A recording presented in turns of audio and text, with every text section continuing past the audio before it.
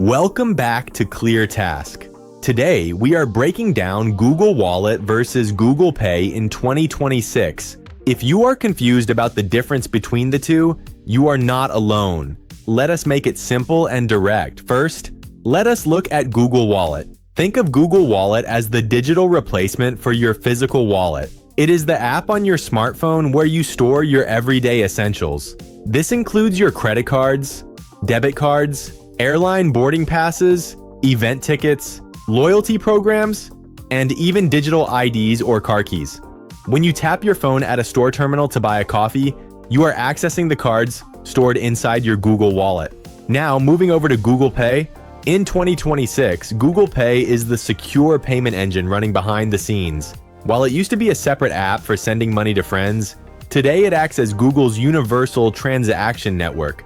It is the service that actually processes the money.